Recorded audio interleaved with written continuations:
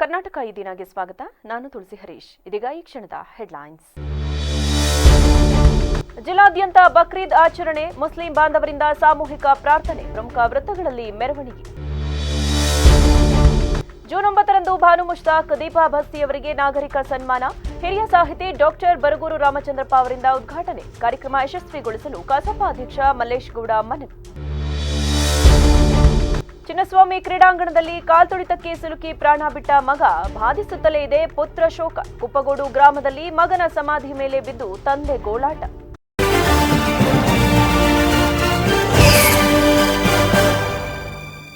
ಪ್ರತಿ ವರ್ಷದಂತೆ ಈ ವರ್ಷವೂ ಬಕ್ರೀದ್ ಹಬ್ಬದ ಅಂಗವಾಗಿ ಶನಿವಾರ ನಗರದ ಹೊಸ್ಲೈನ್ ರಸ್ತೆಯ ಹಳೆ ಈದ್ಗಾ ಮೈದಾನ ಮತ್ತು ಅಬ್ದುಲ್ ಕಲಾಂ ರಸ್ತೆ ಬಳಿ ಇರುವ ಹೊಸ ಈದ್ಗಾ ಮೈದಾನದಲ್ಲಿ ಮುಸ್ಲಿಂ ಬಾಂಧವರು ಸಾಮೂಹಿಕ ಪ್ರಾರ್ಥನೆ ಸಲ್ಲಿಸಿದರು.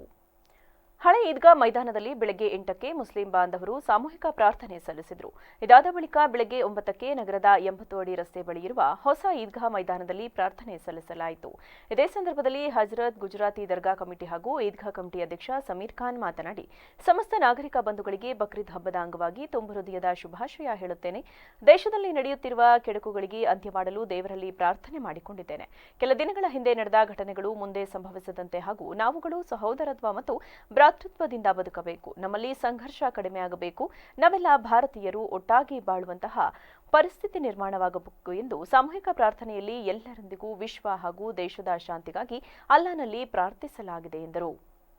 ಸಾಮೂಹಿಕವಾಗಿ ಸಲ್ಲಿಸಿ ಈ ದೇಶದಲ್ಲಿ ನಡೆಯುತ್ತಿರುವಂತಹ ಕೆಡುಕುಗಳಿಗೆ ನಾವು ದೇವರಲ್ಲಿ ಒಂದು ಪ್ರಾರ್ಥನೆಯನ್ನು ಮಾಡಿಕೊಂಡಿದ್ದೇವೆ. ಹಾಗೆಯೇ ಈ ನಾಡಿನಲ್ಲಿ ಈ ಒಂದು ಹಿಂದೆ ನಡೆದಂತಹ ಕೆಲವು ಘಟನೆಗಳು ಮುಂದೆ ನಡೀಬಾರದು. ನಾವು ಸಹೋದರತ್ವ ಭ್ರಾತೃತ್ವದಿಂದ ಬದುಕಬೇಕು. ನಮ್ಮಲ್ಲಿ ಸಂಘರ್ಷ ಕಡಿಮೆ ಆಗಬೇಕು. ನಾವೆಲ್ಲ ಭಾರತೀಯರು, ನಾವೆಲ್ಲ ಒಟ್ಟಾಗಿ ಬಾಳುವಂತಹ ಒಂದು ಪರಿಸ್ಥಿತಿ ನಿರ್ಮಾಣ ಆಗಬೇಕು ಅಂತ ನಾವು ಈ ಒಂದು ಸಾಮೂಹಿಕ ಪ್ರಾರ್ಥನೆಯಲ್ಲಿ ಎಲ್ಲರೊಂದಿಗೂ ನಾವು ವಿಶ್ವ ಶಾಂತಿಗಾಗಿ, ಈ ದೇಶದ ಶಾಂತಿಗಾಗಿ ನಾವು ಆ ಅಲ್ಲಾಹನಲ್ಲಿ ಪ್ರಾರ್ಥನೆಯನ್ನ ಸಲ್ಲಿಸಿದ್ದೀವಿ.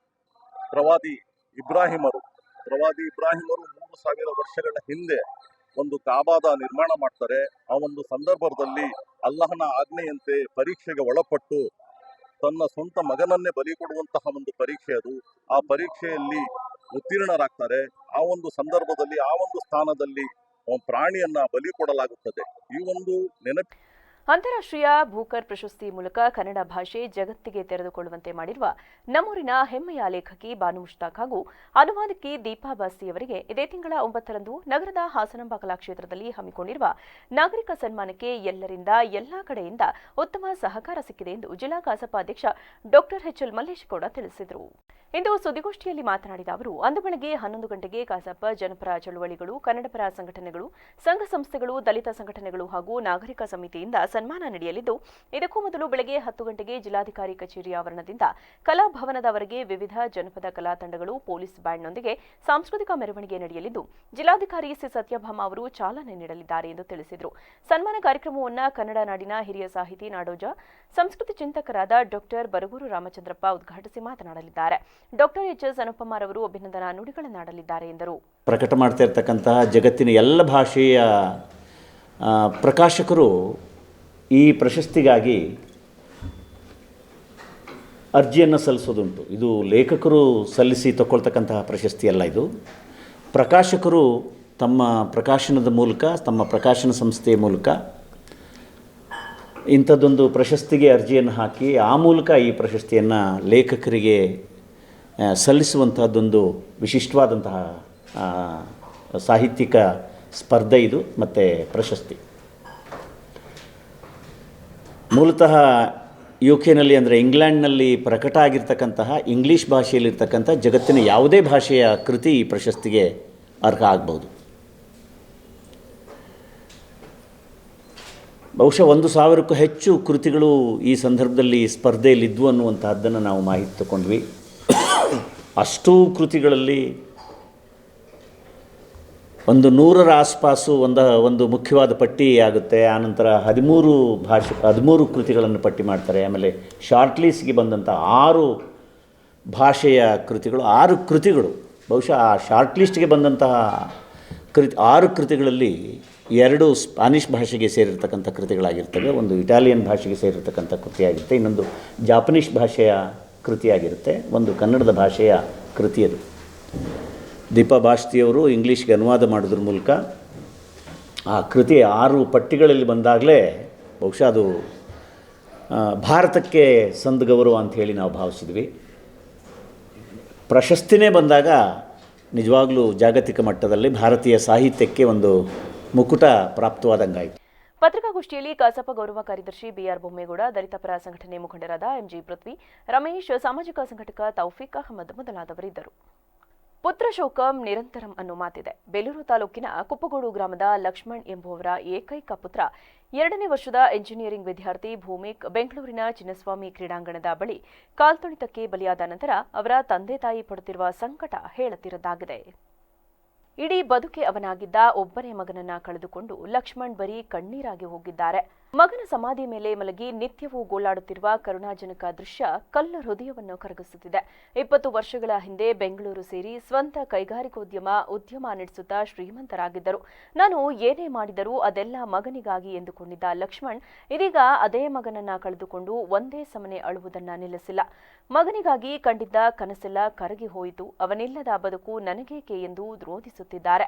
ಜೂನ್ 4ರಂದು ಆರ್ಸಿಬಿ ಸಂಭ್ರಮಾಚರಣೆ ನೋಡಲು ಸ್ನೇಹಿತರ ಜೊತೆ ಹೋಗಿ ಬಲಿಯಾದ ಮಗನನ್ನ ಹಗಲು ರಾತ್ರಿ ನೆನೆದು ಕಣ್ಣೀರಿಡುತ್ತಿರುವ ಲಕ್ಷ್ಮಣ್ ಮಗನ ಸಾವನ್ನ ಅರಗಿಸಿಕೊಳ್ಳಲಾಗದೆ ನನಗೆ ಮಗ ಬೇಕೆಂದು ಕಣ್ಣೀರಿಡುತ್ತಿದ್ದಾರೆ. ಇಂತಹ ಪರಿಸ್ಥಿತಿ ಯಾವ ತಂದೆ ತಾಯಿಗೂ ಬರಬಾರದು. ಇದೇ ಜಾಗದಲ್ಲಿ ನನ್ನ ಮಗನನ್ನ ಮಲಗಿಸಿದ್ದೇನೆ. ನನ್ನ ಮಗನಿಗೋಸ್ಕರವೇ ಈ ಜಾಗ ಮಾಡಿದ್ದು. ಈಗ ಇಲ್ಲೇ ಮಲಗಿಸಿದ್ದೀನಿ. ಯಾರಿಗೂ ಈ ಪರಿಸ್ಥಿತಿ ಬೇಡ ಎಂದು ತಂದೆ ಹೊರಳಾಡುವ ದೃಶ್ಯ ಅಯ್ಯೋ ಎನಿಸುತ್ತಿದೆ. ನನ್ನ ಮಗನ ಜೊತೆ ಮಲಗ್ತೀನಿ, ನನ್ನ ಮಗ ಇನ್ನೂ ಮಲಗಿದ್ದಾನೆ, ಅವನಿಲ್ಲದ ಬದುಕು ಬೇಡ ಎಂದು ಒದ್ದಾಡುತ್ತಿದ್ದಾರೆ. ಕಾಲ್ತುಳಿತ ದುರಂತದಲ್ಲಿ ಇನ್ನೂ ಬಾಳಿ ಬದುಕಬೇಕಿದ್ದ ಭೂಮಿಕ್ ಕಣ್ಮರೆಯಾಗಿರುವುದು ಜನ್ಮ ನೀಡಿದ ತಂದೆಗೆ ಇನ್ನೂ ಅರಗಿಸಿಕೊಳ್ಳಲಾಗುತ್ತಿಲ್ಲ. ಅವರ ರೋದನೆ ಮುಂದುವರಿದೇ ಇದೆ. ನೋಡಿ, ಇದನ್ನ ದಯವಿಟ್ಟು ಹೇಳ್ತೀನಿ, ಅವ್ರದ್ದು ತಪ್ಪೋ ಇಲ್ಲ, ಅವ್ರವ್ರ ಕರ್ತವ್ಯ ಮಾಡಿದ್ದಾರೆ. ಒಂದು ಆಂಬುಲೆನ್ಸ್ ವ್ಯವಸ್ಥೆ ಇಲ್ದಲೆ ಪೊಲೀಸರು ಎತ್ಕೊಂಡೋಗಿ ಹಾಸ್ಪಿಟ್ಲಿಗೆ ಹಾಕಿದ್ದಾರೆ. ಅವ್ರನ್ನ ಸಸ್ಪೆಂಡ್ ಮಾಡೋದ್ರಲ್ಲಿ ಯಾವ್ದು ನ್ಯಾಯ ಇದೆ? ಅವ್ರಗಳ ತಪ್ಪೇನಿದೆ? ಇವ್ರುಗಳು ಮಾಡಿರೋ ತಪ್ಪನ್ನ ಅವ್ರ ಮೇಲೆ ಹಾಕಿ ಅವ್ರನ್ನ ಸಸ್ಪೆಂಡ್ ಮಾಡೋದಲ್ಲ. ನನ್ನ ಮಗನ್ನ ಪೊಲೀಸ್ ಎತ್ಕೊಂಡು ಹೋಗಿ ಹಾಸ್ಪಿಟ್ಲಿಗೆ ಹಾಕಿದ್ದಾರೆ. ಆಂಬುಲೆನ್ಸ್ ವ್ಯವಸ್ಥೆ ಇವ್ರು ಮಾಡಿಲ್ಲ. ಅವ್ರನ್ನ ದೂರೋದ್ರಲ್ಲಿ, ಅವ್ರನ್ನ ಸಸ್ಪೆಂಡ್ ಮಾಡೋದ್ರಲ್ಲಿ ಇದನ್ನ ಮುಚ್ಚಾಕೊಳ್ಳೋದಕ್ಕೋಸ್ಕರ ಸರ್ಕಾರ ಇವ್ರದನ್ನ ಮುಚ್ಚಾಕೋದಕ್ಕೋಸ್ಕರ ಒಬ್ಬ ಆಫೀಸರ್ಸ್ಗಳನ್ನ ಅವ್ರನ್ನ ಸಸ್ಪೆಂಡ್ ಮಾಡೋದು ಎಷ್ಟು ನ್ಯಾಯ? ಅವ್ರ ಕೆಲಸನ ಲಾಸ್ಟ್ ಎಂಡಲ್ಲೂ ತಗೊಂಡೋಗಿ ಹಾಸ್ಪಿಟ್ಲಿಗೆ ಸೇರಿಸಿರೋದು ಅಂದರೆ ಅದು ಪೊಲೀಸು ಜೀಪಲ್ಲಿ ಇವ್ರು ಮಾಡಿದರೆ ಆಗ್ತಾಯಿತ್ತು. ನನ್ನ ಮಗ ಉಳಿತಿದ್ದ. ಒಂದು ಆಂಬುಲೆನ್ಸ್ ವ್ಯವಸ್ಥೆ ಇದ್ದರೆ ನನ್ನ ಮಗ ಉಳಿತಿದ್ದ. ಅದು ಮಾಡದೇ ಇರೋ ತಪ್ಪನ್ನ ಇವ್ರು ಮಾಡದೇ ಇರೋ ತಪ್ಪನ್ನ ಅವ್ರ ಮೇಲೆ ಹಾಕ್ಬಿಟ್ಟು ಇವರಿದ್ದಾರೆ. ಇವ್ರಿಗೆ ನೈತಿಕತೆ ಇದ್ದರೆ ಇವ್ರುಗಳ ಮನೆಗೆ ಹೋಗ್ಬೇಕಲ್ವ? ಇವ್ರ ನೈತಿಕತೆ ಇದೆ, ಇವ್ರ ತಪ್ಪನ್ನ ಅವ್ರ ಮೇಲೆ ಹಾಕೋದು ಎಷ್ಟು ಸರಿ ಹೇಳಿ? ಸರ್ಕಾರದ ಸಚಿವರಿಗೆ ಕ್ರಮ ಆಗ್ಬೋದು. ಇದು ಸರ್ಕಾರದ ಸಚಿವರು ಅನ್ನೋಕ್ಕಿಂತ ನಾನು ಯಾವುದೇ ಸರ್ಕಾರದ ಪರವಾಗಿ ಮಾತಾಡ್ತಾ ಇಲ್ಲ, ಸರ್ಕಾರ ಮಾತಾಡ್ತಾ ಇಲ್ಲ. ಇದು ಖುದ್ದು ನಮ್ಮ ಚೀಫ್ ಮಿನಿಸ್ಟರ್, ನಮ್ಮ ಹೋಮ್ ಮಿನಿಸ್ಟರ್ ಮತ್ತು ನಗರದ ರೋಟರಿ ಕ್ಲಬ್ ಆಫ್ ಸೆಂಟ್ರಲ್ ನೇತೃತ್ವದಲ್ಲಿ ಜಿಲ್ಲಾ ಕಾರ್ಯನಿರತ ಪತ್ರಕರ್ತರ ಸಂಘ ಹಾಗೂ ಟೀಮ್ ಈಶ್ವರ್ ಮಲ್ಪೆ ಸಹಯೋಗದೊಂದಿಗೆ ಜೂನ್ 8ರಂದು ಉಚಿತ ಕಿವಿಯ ಶ್ರವಣ ತಪಾಸಣೆ ಹಾಗೂ ರಿಯಾಯಿತಿ ದರದಲ್ಲಿ ಶ್ರವಣ ಯಂತ್ರಗಳ ವಿತರಣೆ ಕಾರ್ಯಕ್ರಮವನ್ನು ಹಮ್ಮಿಕೊಳ್ಳಲಾಗಿದೆ ಎಂದು ರೋಟರಿ ಸೆಂಟ್ರಲ್ ಅಧ್ಯಕ್ಷ ನಾಗೇಶ್ ಎಂಡಿ ತಿಳಿಸಿದರು. ಇಂದು ಸುದ್ದಿಗೋಷ್ಠಿಯಲ್ಲಿ ಈ ವಿಷಯ ತಿಳಿಸಿದ ಅವರು, ಬೆಳಗ್ಗೆ 10 ಗಂಟೆಯಿಂದ ಸಂಜೆ 5 ಗಂಟೆಯವರೆಗೆ ನಗರದ ಜಿಲ್ಲಾ ಕನ್ನಡ ಸಾಹಿತ್ಯ ಪರಿಷತ್ ಆವರಣದಲ್ಲಿ ತಪಾಸಣೆ ಕಾರ್ಯಕ್ರಮ ನಡೆಯಲಿದೆ ಎಂದರು. ಟೀಮ್ ಈಶ್ವರ್ ಮಲ್ಪೆಯವರು ಅನೇಕ ಸಾಮಾಜಿಕ ಕಾರ್ಯ ಮುಂದುವರೆಸಿಕೊಂಡು ಬರುತ್ತಿದ್ದು, ಈಗ ಶ್ರವಣದ ಸಮಸ್ಯೆಯಿಂದ ಬಳಲುತ್ತಿರುವ ರೋಗಿಗಳಿಗೆ ಸಹಾಯ ಮಾಡುವ ಉದ್ದೇಶದಿಂದ ಉಚಿತ ಶಿಬಿರ ಮಾಡಲಾಗುತ್ತಿದೆ. ಕೇಳಿಸಿಕೊಳ್ಳುವ ಸಮಸ್ಯೆಯಿಂದ ಬಳಲುತ್ತಿರುವ ರೋಗಿಗಳಿಗೆ ನಮ್ಮ ಸಂಸ್ಥೆಯಾದ ಟೀಮ್ ಈಶ್ವರ್ ಮಲ್ಪೆಯವರು ಶ್ರವಣ ಯಂತ್ರಕ್ಕೆ ಆಗುವ ವೆಚ್ಚದ 40% ಮೊತ್ತವನ್ನು ಭರಿಸುತ್ತಿದ್ದಾರೆ. ರೋಗಿಗಳು ಈ ಶಿಬಿರದ ಸದುಪಯೋಗ ಪಡೆದುಕೊಳ್ಳಬೇಕಾಗಿ ಕೋರಿದರು. ಯಾರೆಲ್ಲ ಕೇಳಿಸಿಕೊಳ್ಳುವ ಸಮಸ್ಯೆಯಿಂದ ಬಳಲುತ್ತಿದ್ದಾರೋ ಅಂತಹವರನ್ನ ಶಿಬಿರಕ್ಕೆ ಕರೆತಂದು ಸಮಸ್ಯೆಗೆ ಪರಿಹಾರ ಕಂಡುಕೊಳ್ಳುವಂತೆ ಮನವಿ ಮಾಡಿದ ಅವರು, ಈಗಾಗಲೇ 60 ಮಂದಿ ನೋಂದಣಿ ಮಾಡಿಕೊಂಡಿದ್ದಾರೆ. ನಾಳೆ ವೇಳೆ ಈ ಸಂಖ್ಯೆ 80 ದಾಟಬಹುದು. ಅದಕ್ಕಾಗಿ 2 ವೈದ್ಯರು ಆಗಮಿಸುತ್ತಿದ್ದಾರೆ ಎಂದರು. 8ನೇ ತಾರೀಕು ಜಿಲ್ಲಾ ಕನ್ನಡ ಸಾಹಿತ್ಯ ಭವನದಲ್ಲಿ ಒಂದು ಉಚಿತ ಕಿವಿ ಶ್ರವಣ ತಪಾಸಣೆ ಮತ್ತು ರಿಯಾಯಿತಿ ದರದಲ್ಲಿ ಶ್ರವಣ ಯಂತ್ರಗಳನ್ನು ವಿತರಿಸುವಂಥ ಕಾರ್ಯಕ್ರಮವನ್ನು ಹಮ್ಮಿಕೊಂಡಿದ್ದೇವೆ. ಈ ಕಾರ್ಯಕ್ರಮವನ್ನು ನಾಳೆ ಬೆಳಗ್ಗೆ 10 ಗಂಟೆಗೆ ಉದ್ಘಾಟನೆ ಇರುತ್ತೆ. ಈ ಕಾರ್ಯಕ್ರಮಕ್ಕೆ ನಾವು ಸುಮಾರು 40 ಜನದ್ದು ಅಷ್ಟೇ ಮಾಡೋಣ ಅಂತ ತೀರ್ಮಾನ ಮಾಡಿದ್ವಿ. ಆದರೆ ತುಂಬ ಪಬ್ಲಿಸಿಟಿ ಆಗಿರೋದ್ರಿಂದ ಆಲ್ರೆಡಿ 60ಕ್ಕಿಂತ ಹೆಚ್ಚಿನ ಜನ ನೋಂದಾಯಿಸ್ಕೊಂಡಿದ್ದಾರೆ ಮತ್ತು ಇನ್ನೂ ವಾಕಿನ್ ಬರೋ ಸಾಧ್ಯತೆ ಇದೆ. 40 ಜನನ ಯಾಕೆ ಮಾಡಬೇಕಪ್ಪ ಅಂದ್ಕೊಂಡಿದ್ವಿ ಅಂದರೆ ಒಬ್ಬೊಬ್ಬರ ಕಿವಿ ತಪಾಸಣೆಗೆ ಮಿನಿಮಮ್ 15 ನಿಮಿಷ ಸಮಯ ತಗೊಳುತ್ತೆ. ಹಾಗಾಗಿ ನಾವು 10 ಅವರ್ ಮಾಡಿದರೂ 40 ಜನ ಆಗೇ ಆಗೋದು. ಅದಕ್ಕೋಸ್ಕರ ನಾಳೆ ಅದಕ್ಕೆ ಕಿವಿ ತಪಾಸಣೆಗೆ 2 ಡಾಕ್ಟರ್ಸ್ ಬರ್ತಾ ಇದ್ದಾರೆ. ಅದರಲ್ಲಿ ಒಬ್ಬರು ಪವನ್ ಕುಮಾರ್ ಅಂತ ಒಬ್ಬರಿದ್ದಾರೆ ಮತ್ತು ಲವ ಮಂಗೇರ ಅಂತ ಇನ್ನು. ಸುದ್ದಿಗೋಷ್ಠಿಯಲ್ಲಿ ರೊಟೇರಿಯನ್ಗಳಾದ ಬಿಆರ್ ಬೊಮ್ಮೇಗೌಡ, ಹೆತ್ತೂರು ನಾಗರಾಜ್, ಪ್ರಕಾಶ್ ಮೇಗ್ಲಗಿರಿ ಇದ್ದರು.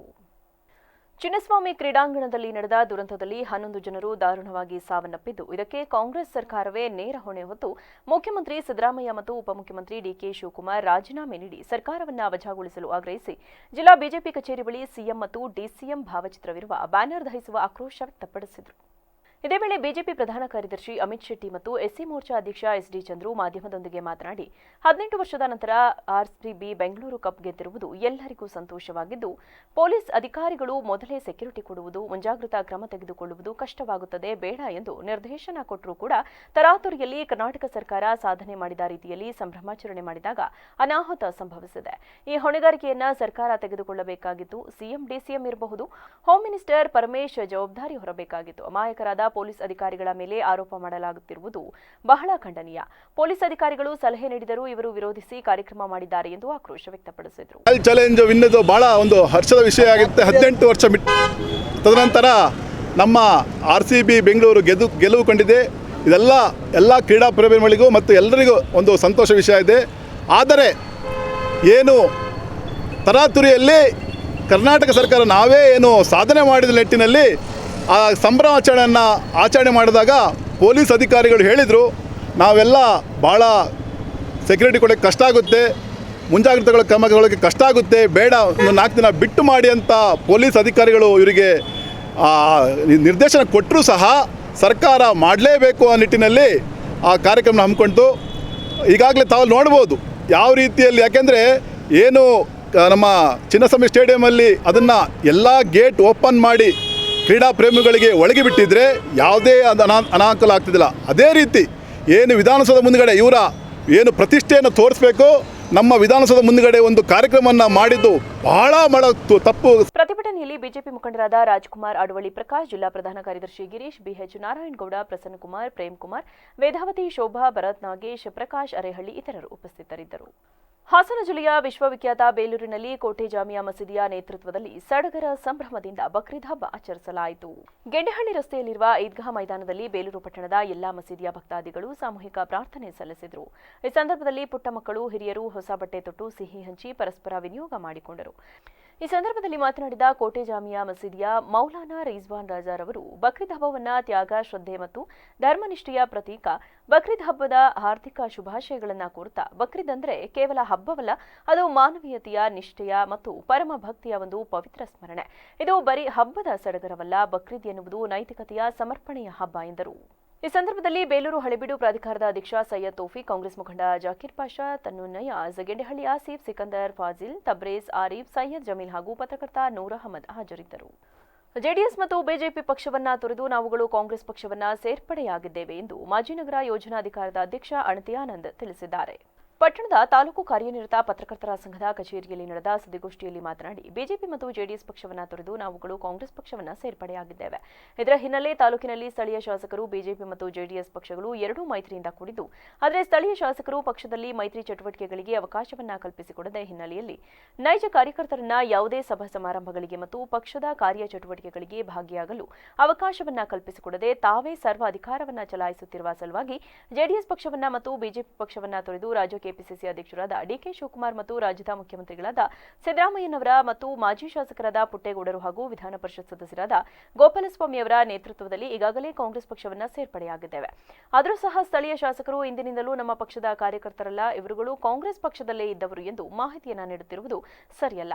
ಈಗಾಗಲೇ ಇವರ ಪಕ್ಷದ ನಿಷ್ಠಾವಂತ ಕಾರ್ಯಕರ್ತರೇ ಕಾಂಗ್ರೆಸ್ ಪಕ್ಷವನ್ನ ಸೇರ್ಪಡೆಯಾಗುತ್ತಿರುವುದು ಸಹಿಸಲು ಆಗದೇ ಇರುವ ಹಿನ್ನೆಲೆಯಲ್ಲಿ ಇಂತಹ ಅಪಪ್ರಚಾರ ಹೇಳಿಕೆಗಳನ್ನು ನೀಡುತ್ತಿರುವುದು ಸರಿಯಲ್ಲ ಎಂದರು. ಎಲ್ಲರೂ ಇಲ್ಲಿ ಏನು ಒರಿಜಿನಲ್ ಏನು ನಾವು ಕಾಂಗ್ರೆಸ್ಸಲ್ಲಿ ಇದ್ದಾರಲ್ಲ, ನಾವೆಲ್ಲ ಬಿಜೆಪಿ ದಳ ಬಿಟ್ಟು ಸೇರಿರ್ತೀವಿ.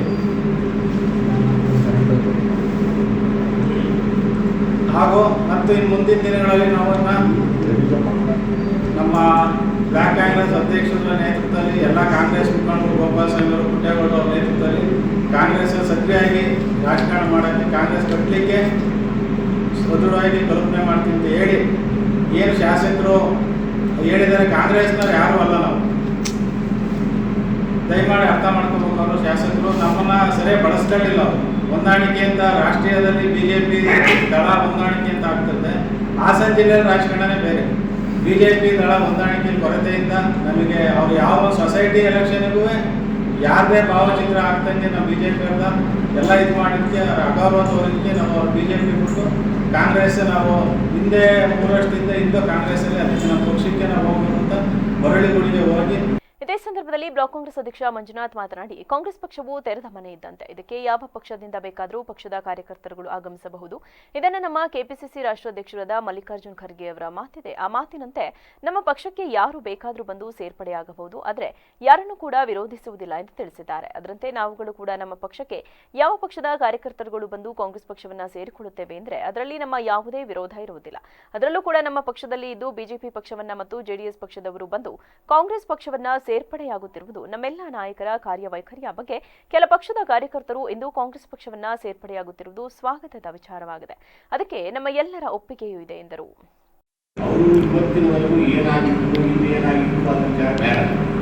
ನಮ್ಮ ಪಕ್ಷಕ್ಕೆ ಬಂದಿದ್ದಾರೆ, ಅವ್ರನ್ನ ಅತ್ಯಂತ ಗೌರವಯುತವಾಗಿ ಅವರಿಗೆ ಯೋಗ್ಯತಾನುಸಾರವಾಗಿ ಅವ್ರಿಗೆ ಏನು ಕೊಡಬೇಕು ಅವರ ಮರ್ಯಾದೆಯಿಂದ ಬಹಳ ರೆಸ್ಪೆಕ್ಟಬಲ್ ಆಗಿ ನಮ್ಮ ಪಕ್ಷದಲ್ಲಿ ನಡೆಸಿಕೊಳ್ಳುವಂಥ ಕೆಲಸ ಪಕ್ಷದ ಪರವಾಗಿ ನಾವು ಮಾಡ್ತೀವಿ.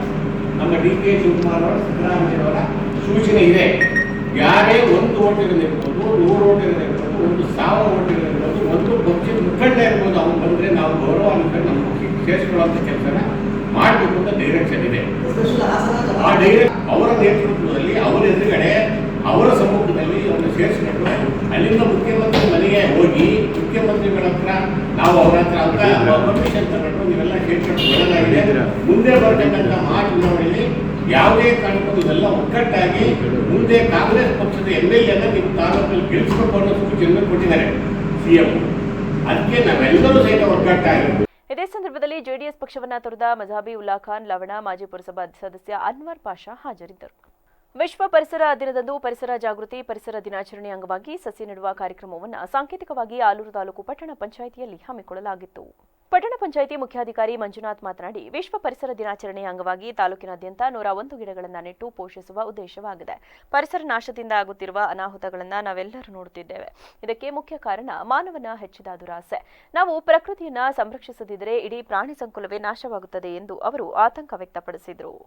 ಆಲೂರಿಂದ ಇವತ್ತು ಎಲ್ಲ ಅಧ್ಯಕ್ಷರು, ಸದಸ್ಯರು ಹಾಗೂ ನಾಮನಿಸಿನ ಸದಸ್ಯರು ಹಾಗೂ ಕಚೇರಿ ಸಿಬ್ಬಂದಿ ವರ್ಗದವರೆಲ್ಲ ಪರಿಸರ ದಿನಾಚರಣೆ ಅಂಗವಾಗಿ ವಿಶ್ವ ಪರಿಸರ ದಿನ ಏನು ಕಾರ್ಯಕ್ರಮನ ಹಮ್ಮಿಕೊಂಡಿದ್ವಿ. ಅದರಲ್ಲಿ ನಾವು ಪಟ್ಟಣದ ವ್ಯಾಪ್ತಿಯಲ್ಲಿ 101 ಗಿಡನ ನೆಡ ಅಂತ ಒಂದು ಕಾರ್ಯಕ್ರಮನ ಇಟ್ಕೊಂಡಿದ್ವಿ. ಇವತ್ತು ಸಾಂಕೇತಿಕವಾಗಿ 5 ಗಿಡಗಳನ್ನ ಕಚೇರಿ ಆವರಣದಲ್ಲಿ ಏನು ಸ್ಥಳ ಇತ್ತು ಆ ಸ್ಥಳದಲ್ಲಿ ಸುಭಿಕ್ಷವಾಗಿ 5 ಗಿಡಗಳನ್ನ ನೆಟ್ಟಿದ್ದೀವಿ. ಪಾರ್ಕಲ್ಲೂ ಸಹ ಜಾಗ ಏನು ಲಭ್ಯ ಇದೆ ಅಲ್ಲೂ ನೆಡ್ತಾ ಇದ್ದೀವಿ. ಸ್ಟೇಡಿಯಂ ಭಾಗ ಪಟ್ಟಣದ ಹತ್ತಿರಕ್ಕೆ ಇರೋದ್ರಿಂದ ಎಲ್ಲರೂ ಏನು ಹೇಳ್ತಾಯಿದ್ರು, ಅಲ್ಲಿ ಗಿಡನ ಹಾಕ್ತಾರೆ, ನಿರ್ವಹಣೆ ಮಾಡಲ್ಲ ಅಂತ ಹೇಳ್ತಿದ್ರು. ಅದಕ್ಕೆ ನಾವೇನು ಪಟ್ಟಣ ಪಂಚಾಯತಿಯಿಂದ ಅಧ್ಯಕ್ಷರು, ಸದಸ್ಯರುಗಳು ನಾವೆಲ್ಲ ಏನು ತೀರ್ಮಾನ ಮಾಡಿದ್ದೀವಿ ಅಂದರೆ, ಅಲ್ಲಿ ಎಷ್ಟು ಅವಶ್ಯಕತೆ ಗಿಡಗಳಿದೆ ಅದನ್ನು ಸಂಬಂಧಪಟ್ಟ ಅರಣ್ಯ ಇಲಾಖೆಯಿಂದ ತರಿಸಿ ಅದನ್ನು ನಿರ್ವಹಣೆ ಮಾಡೋಂಥ ಜವಾಬ್ದಾರಿನ ಪಟ್ಟಣ ಪಂಚಾಯತಿ ನಾವು ವಹಿಸ್ಕೊಂಡು ಅಲ್ಲೂ ಸಹ ಗಿಡಗಳನ್ನ ನೆಡ್ತೀವಿ ಅಂತೇಳಿ ಇವತ್ತಿನ ದಿನ ನಾವು ಹೇಳೋದಕ್ಕೆ ಇಷ್ಟಪಡ್ತಾ ಇದ್ದೀವಿ. ಈ ಸಂದರ್ಭದಲ್ಲಿ ಪಟ್ಟಣ ಪಂಚಾಯಿತಿ ಅಧಿಕಾರಿಗಳು ಹಾಗೂ ಸಿಬ್ಬಂದಿಗಳಿದ್ದರು. ಆಲೂರು ಪಟ್ಟಣದ ಈದ್ಗಾ ಮೈದಾನದಲ್ಲಿ ಮುಸ್ಲಿಂ ಬಾಂಧವರು ತ್ಯಾಗ ಬಲಿದಾನದ ಸಂಕೇತವಾಗಿ ಸಡಗರ ಸಂಭ್ರಮದಿಂದ ಬಕ್ರೀದ್ ಹಬ್ಬದ ಪ್ರಯುಕ್ತ ಪ್ರಾರ್ಥನೆ ಸಲ್ಲಿಸುವ ಮೂಲಕ ಆಚರಣೆ ಮಾಡಿದರು. ದೇಶದಾದ್ಯಂತ ಬಕ್ರೀದ್ ಆಚರಿಸುತ್ತಿದ್ದು, ನಮ್ಮ ತಾಲೂಕಿನಾದ್ಯಂತ ಎಲ್ಲಾ ಮಸೀದಿಗಳಲ್ಲಿ, ಈದ್ಗಾ ಮೈದಾನಗಳಲ್ಲಿ ದೇಶದ ಹಿತಕ್ಕಾಗಿ, ನಾಡಿನ ಸಮಸ್ತ ಜನತೆಯ ಶಾಂತಿಗಾಗಿ ಪ್ರಾರ್ಥನೆ ಸಲ್ಲಿಸಲಾಗುತ್ತಿದೆ.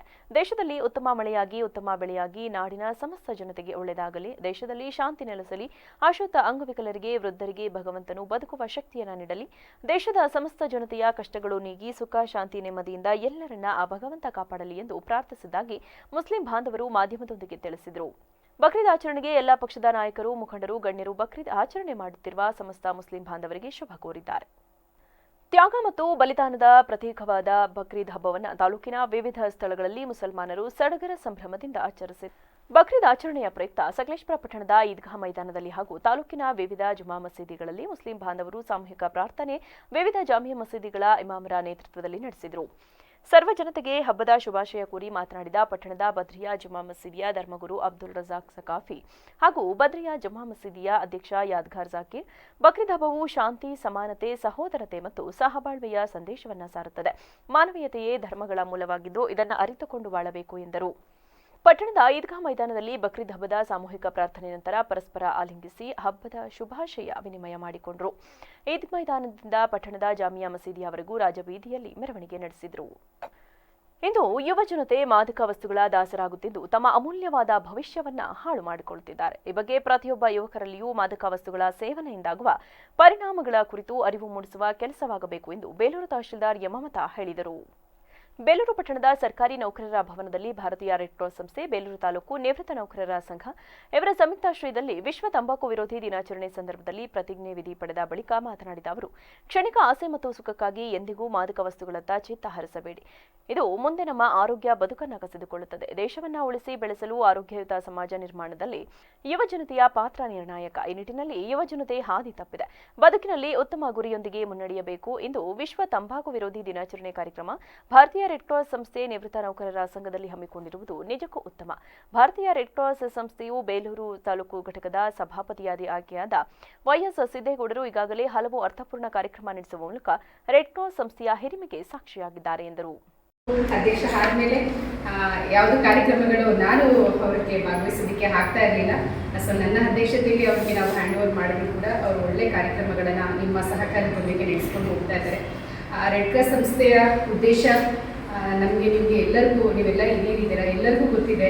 ಆದರೆ ಇವತ್ತಿನ ವಿಚಾರ ಏನಿದೆ, ವಿಚಾರಧಾರೆ ಏನಿದೆ ಅಂತ ಹೇಳಿದ್ರೆ ತಂಬಾಕನ್ನ ಹೇಗೆ ದುರ್ಬಳಕೆ ಮಾಡ್ಕೋತಾ ಇದ್ದಾರೆ. ದುರ್ಬಳಕೆ ಅನ್ನೋದಕ್ಕಿಂತ ಅದು ಬಳಕೆ ಮಾಡಬಾರ್ದು. ಸರ್ಕಾರದ ಆದೇಶ ಇದ್ರೂ ಕೂಡ ನಾವು ಎಲ್ಲ ಕಡೆ ನಾವು ಹಿರಿಯರಿಂದ ಆದಿಯಾಗಿ ಯುವಕರಿಂದ ಆದಿಯಾಗಿ ಪ್ರತಿಯೊಬ್ಬರು ಕೂಡ ಅದನ್ನ ಬಳಸ್ತಾ ಇರೋದು ನೀವು ನೋಡ್ತಾ ಇದ್ದೀವಿ. ನಾವು ವಯಸ್ಸಾಗಿರೋರ ಬಗ್ಗೆ ಯೋಚನೆ ಮಾಡಲಿಲ್ಲ ಅಂತ ಹೇಳಿದ್ರು. ನಮ್ಮ ಸಮಾಜ ನಿಂತಿರೋದು ಯುವ ಜನತೆ ಮೇಲೆ, ನಮ್ಮ ಮಕ್ಕಳ ಮೇಲೆ. ಸೊ ಅವರ ಆರೋಗ್ಯದ ಕಡೆ ನಾವು ಹೆಚ್ಚು ಗಮನ ಹರಿಸಬೇಕಾಗುತ್ತೆ.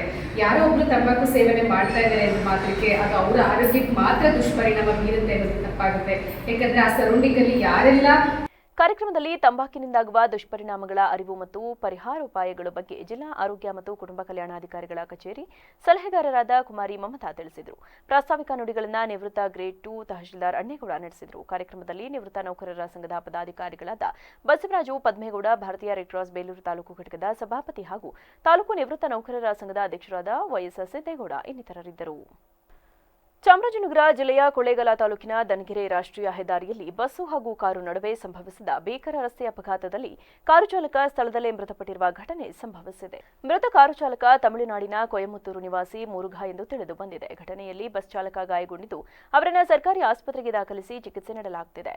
ಘಟನೆ ಸಂಬಂಧ ಕೊಳ್ಳೇಗಾಲ ಗ್ರಾಮಾಂತರ ಪೊಲೀಸ್ ಠಾಣೆಯ ಸಬ್ ಇನ್ಸ್ಪೆಕ್ಟರ್ ಸುಪ್ರೀತ್ ನೇತೃತ್ವದ ತಂಡ ಅಪಘಾತ ಸ್ಥಳಕ್ಕೆ ಧಾವಿಸಿ ಅಪಘಾತ ಸಂಬಂಧ ಪ್ರಕರಣ ದಾಖಲಿಸಿಕೊಂಡು ಮುಂದಿನ ತನಿಖೆ ಕೈಗೊಂಡಿದ್ದಾರೆ.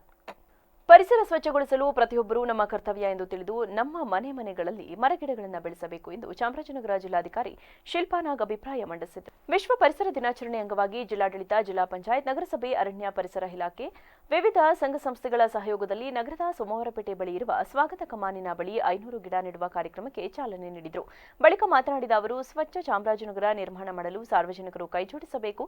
ಪ್ರತಿ ಮನೆಯಲ್ಲಿ ಒಂದು ಗಿಡ ಬೆಳೆಸಬೇಕು. ಇದರಿಂದ ಪಕ್ಷಿ, ಪ್ರಾಣಿ ಹಾಗೂ ಮನುಷ್ಯರಿಗೆ ಆಕ್ಸಿಜನ್ ದೊರಕುತ್ತದೆ. ಹಾಗೆಯೇ ಅಂತರ್ಜಲ ಹೆಚ್ಚಾಗುತ್ತದೆ. ಇನ್ನು ಅನೇಕ ಅನುಕೂಲಗಳು ಸಿಗುತ್ತವೆ ಎಂದು ತಿಳಿಸಿದರು. ಬರೀ ನಗರಸಭೆಯವರು ಅಥವಾ ಜಿಲ್ಲಾಡಳಿತ ಮಾತ್ರ ಮಾಡ್ತಾ ಇಲ್ಲ, ಎಲ್ಲ ಜನಪ್ರತಿನಿಧಿಗಳಿರಬಹುದು, ಜೊತೆಗೆ ಸಂಘ ಸಂಸ್ಥೆಗಳು, ಈ ರೀತಿ ಹಲವಾರು ಜನ. ನಿಮಗೆ ಹೇಳಬೇಕು ಅಂದರೆ ಇದರಲ್ಲಿ ಅರಣ್ಯ ಇಲಾಖೆಯವ್ರಿಗೂ ಕೂಡ ಮುಖ್ಯ ಪಾತ್ರ ಇದೆ. ಗಿಡಗಳನ್ನೆಲ್ಲ ಅವರಿಗೆ ಹೊಂದಿರುವಂಥದ್ದು.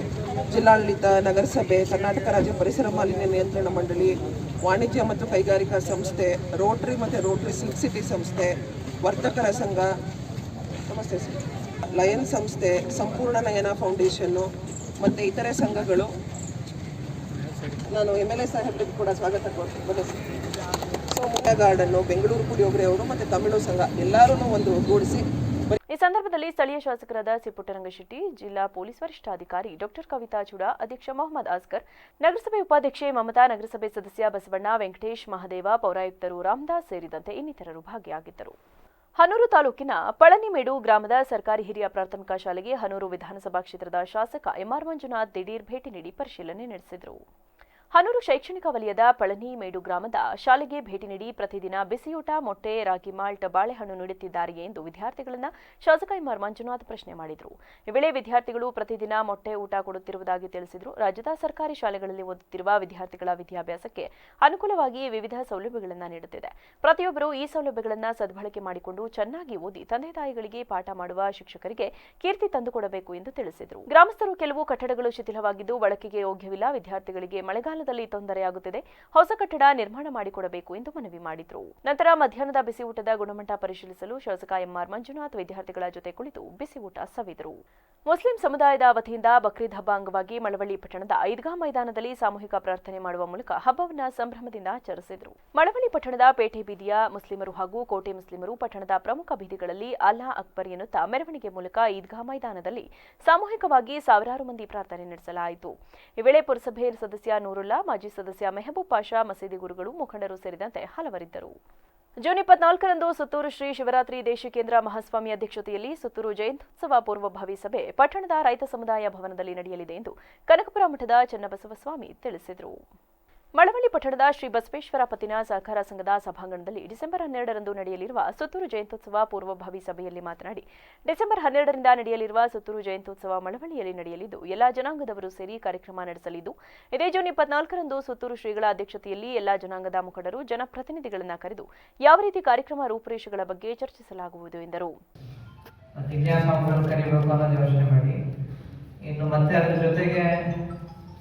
MLA ಅವರಿಗೆ, ಮಾಜಿ MLA ಅವರಿಗೆ, ಪುಟ್ಟರಾಜು ಅವರಿಗೆ, ಕುಮಾರಸ್ವಾಮಿ ಅವರಿಗೆ ಅಂದ್ರೆ ಅವತ್ತು ಹೇಳಿದ್ದು 3 ಜನಕ್ಕೆ ಮಾತ್ರ ಹೇಳಿದೆ. ಅವ್ರು ಸ್ಟೇಜಲ್ಲಿ ಅವ್ರು ಇರೋದು 3 ಜನ ಇದ್ರು, ಅವ್ರು 3 ಜನಕ್ಕೆ ತಿಳಿಸಿದೆ. ಇನ್ನು ಬಾಕಿ ಅವ್ರುಗಳನ್ನೆಲ್ಲ ಕರೀಲೇಬೇಕು.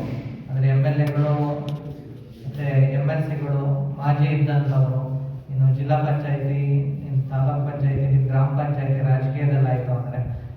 ಸಭೆಯಲ್ಲಿ ಕನಕಪುರ ದೇಗುಲ ಮಠದ ಚನ್ನಬಸವ ಸ್ವಾಮಿ, ದ್ಯಾವಪಟ್ಟಣ ಮಠದ ಶಾಂತಮಲ್ಲಿಕಾರ್ಜುನ ಸ್ವಾಮಿ, ಕುಂದೂರು ಸಿದ್ದೇಶ್ವರ ಮಠ ನಂಜುಂಡ ಸ್ವಾಮಿ, ಪುರಿಗಾಲಿ ಮಠದ ಸಂಗೂರು ಹೊಸಮಠ ಶಿವಾನಂದ ಶಿವಾಚಾರ್ಯ ಸ್ವಾಮಿ, ಬಸವರಾಜೇಂದ್ರ ಸ್ವಾಮಿ, ಅಖಿಲ ವೀರಶೈವ ಮಹಾಸಭಾದ ಅಧ್ಯಕ್ಷ ಕುಂದೂರು ಮೂರ್ತಿ ಸೇರಿದಂತೆ ಇನ್ನಿತರರಿದ್ದರು. ದೇಗಣಗಾಪುರ್ ಗ್ರಾಮದಲ್ಲಿ ತ್ಯಾಗ ಬಲಿದಾನದ ಸಂಕೇತವಾಗಿರುವ ಬಕ್ರೀದ್ ಹಬ್ಬವನ್ನು ಗ್ರಾಮದ ಈದ್ಗಾ ಮೈದಾನದಲ್ಲಿ ಮುಸ್ಲಿಂ ಬಾಂಧವರು ಪ್ರಾರ್ಥನೆ ಸಲ್ಲಿಸಿ ಪರಸ್ಪರವಾಗಿ ವಿನಿಮಯ ಮಾಡಿಕೊಂಡರು. ಪ್ರಾರ್ಥನೆ ಸಲ್ಲಿಸುವ ವೇಳೆಯಲ್ಲಿ ನಾಡಿನ ಒಳಿತಿಗಾಗಿ ಮಳೆ ಬೆಳೆ ಚೆನ್ನಾಗಿ ಆಗಲಿ ಹಾಗೂ ರಾಜ್ಯದಲ್ಲಿ ಸೌಹಾರ್ದತೆ ಬೆಳೆಯಲಿ ಎಂದು ವಿಶೇಷವಾಗಿ ಪ್ರಾರ್ಥನೆ ಮಾಡಲಾಯಿತು. ಈ ವೇಳೆ ಸಮಾಜದ ಹಿರಿಯ ಮುಖಂಡರಾದ ಇಬ್ರಾಹಿಂ ಸಾಬ್ ಮನಿಯಾರ್, ಅನ್ವರ್ ಸಾಬ್ ತಾಂಬೋಳಿ, ಖಾಜಾ ಸಾಬ್ ಚೌಗಡ, ಮಹಬೂಬ್ ಸಾಬ್ ಇಟಗಿ, ಜಾಮಿಯಾ ಮಸೀದಿ ಅಧ್ಯಕ್ಷರಾದ ಫಿರೋಜ್ ಮನಿಯಾರ್, ಉಪಾಧ್ಯಕ್ಷ ಶೇಖರ ಅಲಿ ತಾಂಬೋಳಿ, ಕಾರ್ಯದರ್ಶಿ ಸಲೀಂ ಗೌಡ ಸೇರಿದಂತೆ ಇನ್ನಿತರರಿದ್ದರು. ಕೃಷ್ಣರಾಜನಗರ ಪಟ್ಟಣದ ಕಾಳೇನಹಳ್ಳಿ ರಸ್ತೆಯಲ್ಲಿರುವ ಈದ್ಗಾ ಮೈದಾನದಲ್ಲಿ ಮುಸ್ಲಿಂ ಬಾಂಧವರು ಸಾಮೂಹಿಕ ಪ್ರಾರ್ಥನೆಯಲ್ಲಿ ಭಾಗವಹಿಸಿ ಬಕ್ರೀದ್ ಹಬ್ಬವನ್ನು ಅತ್ಯಂತ ಸಡಗರದಿಂದ ಆಚರಿಸಿದರು. ಪ್ರವಾದಿ ಇಬ್ರಾಹಿಂ ಅವರ ತ್ಯಾಗ, ಬಲಿದಾನ, ಅಚಲ ದೈವ ಭಕ್ತಿ ಹಾಗೂ ಅವರ ಪುತ್ರ ಹಜರತ್ ಇಸ್ಮಾಯಿಲ್ ಅವರ ದೈವ ಭಕ್ತಿಯನ್ನ ಸಂಕೇತಿಸುವ ಹಬ್ಬವೇ ಈದ್ ಉಲ್ ಬಕ್ರೀದ್ ಹಬ್ಬ. ವಿಶ್ವಾದ್ಯಂತ ಆಚರಣೆ ಮಾಡಲಾಗುತ್ತಿದೆ ಎಂದು ಖ್ಯಾತ ಮೂಳೆ ತಜ್ಞ ಹಾಗೂ ಸಮಾಜದ ಮುಖಂಡರಾದ ಡಾಕ್ಟರ್ ಮೆಹಬೂಬ್ ಖಾನ್ ಹಬ್ಬದ ಬಗ್ಗೆ ವಿವರಿಸಿದರು. ಪಟ್ಟಣದ ಜಾಮಿಯಾ ಮಸೀದಿ ಮುಂಭಾಗದಿಂದ ಜಮಾವಣೆಗೊಂಡು ಮೆರವಣಿಗೆ ಚಾಲನೆ ನೀಡಿ ಮಾತನಾಡಿದ ಅವರು, ಪುಣ್ಯ ಸಂಪಾದಿಸುವ ರಂಜಾನ್ ತಿಂಗಳ ಉಪವಾಸದ ಬಳಿಕ ಈದ್ ಉಲ್ ಫಿತ್ರ್ ಹಬ್ಬ ಆಚರಿಸುವುದಾದರೆ ಇಸ್ಲಾಮಿಕ್ ಕ್ಯಾಲೆಂಡರ್ನ ದುಲ್ಹಜ್ ತಿಂಗಳಲ್ಲಿ ಬಕ್ರೀದ್ ಹಬ್ಬ ಆಚರಣೆ ನಡೆಯುತ್ತದೆ. 4000 ವರ್ಷಗಳಿಗೂ ಹಿಂದೆ ಹುಟ್ಟಿದ್ದ ಪ್ರವಾದಿ ಇಬ್ರಾಹಿಂ ಅವರ ತ್ಯಾಗವನ್ನ ನೆನಪಿಸುವುದು ಬಕ್ರೀದ್ನ ಮುಖ್ಯ ಆಶಯ. ಇಬ್ರಾಹಿಂ ಅವರು ಪ್ರವಾದಿ ಮೊಹಮ್ಮದ್ ಅವರಿಗಿಂತ 2500 ವರ್ಷಗಳ ಹಿಂದೆ ಹುಟ್ಟಿದ್ದರು ಎಂದು ಮುಸ್ಲಿಂ ಬಾಂಧವರ ಪವಿತ್ರ ಗ್ರಂಥಗಳಲ್ಲಿ ಉಲ್ಲೇಖವಾಗಿದೆ ಎಂದು ತಿಳಿಸಿದರು. ಈ ಸಂದರ್ಭದಲ್ಲಿ ಪುರಸಭೆ ಅಧ್ಯಕ್ಷ ಶಿವು ನಾಯಕ್, ಜಾಮಿಯಾ ಮಸೀದಿ ಕಿರಿಯ ಧರ್ಮಗುರುಗಳಾದ ಮೌಲಾನಾ ಅರ್ಸದ್ ಹುಸೇನ್, ಜಾಮಿಯಾ ಮಸೀದಿ ಅಧ್ಯಕ್ಷರಾದ ಅಫ್ಸರ್ ಬಾಬು, ಕಾರ್ಯದರ್ಶಿ ತಸಾವರ್ ಪಾಷಾ, ಮಸೀದಿ ಸದಸ್ಯರುಗಳಾದ ಇಶ್ರಾದ್, ನಾಸಿರಾ, ಮುಜಾಹಿದ್, ವಸೀಂ, ಫೈರೋಜ್, ಮುಬಾರಕ್ ಸೇರಿದಂತೆ ಇನ್ನಿತರರು ಹಾಜರಿದ್ದರು. ಕೊನೆಯಲ್ಲಿ ಮತ್ತೊಮ್ಮೆ ಹೆಡ್ಲೈನ್ಸ್. ಜಿಲ್ಲಾದ್ಯಂತ ಬಕ್ರೀದ್ ಆಚರಣೆ, ಮುಸ್ಲಿಂ ಬಾಂಧವರಿಂದ ಸಾಮೂಹಿಕ ಪ್ರಾರ್ಥನೆ, ಪ್ರಮುಖ ವೃತ್ತಗಳಲ್ಲಿ ಮೆರವಣಿಗೆ. ಜೂನ್ 9ರಂದು ಭಾನು ಮುಷ್ತಾಕ್, ದೀಪಾ ಭಸ್ತಿ ಅವರಿಗೆ ನಾಗರಿಕ ಸನ್ಮಾನ, ಹಿರಿಯ ಸಾಹಿತಿ ಡಾಕ್ಟರ್ ಬರಗೂರು ರಾಮಚಂದ್ರಪ್ಪ ಅವರಿಂದ ಉದ್ಘಾಟನೆ. ಕಾರ್ಯಕ್ರಮ ಯಶಸ್ವಿಗೊಳಿಸಲು ಕಸಾಪ ಅಧ್ಯಕ್ಷ ಮಲ್ಲೇಶ್ ಗೌಡ ಮನವಿ. ಚಿನ್ನಸ್ವಾಮಿ ಕ್ರೀಡಾಂಗಣದಲ್ಲಿ ಕಾಲ್ತುಳಿತಕ್ಕೆ ಸಿಲುಕಿ ಪ್ರಾಣ ಬಿಟ್ಟ ಮಗ, ಬಾಧಿಸುತ್ತಲೇ ಇದೆ ಪುತ್ರ ಶೋಕ. ಕುಪ್ಪಗೋಡು ಗ್ರಾಮದಲ್ಲಿ ಮಗನ ಸಮಾಧಿ ಮೇಲೆ ಬಿದ್ದು ತಂದೆ ಗೋಳಾಟ. ಕ್ಷಣ ಕ್ಷಣದ ಸುದ್ದಿಗಾಗಿ ನೋಡ್ತಾ ಇರಿ ವಿವಿಸಿ ಟಿವಿ. ಇದು ಜನರ ಧ್ವನಿ, ಸತ್ಯದ ಕಡೆ ನಮ್ಮ ನಡೆ.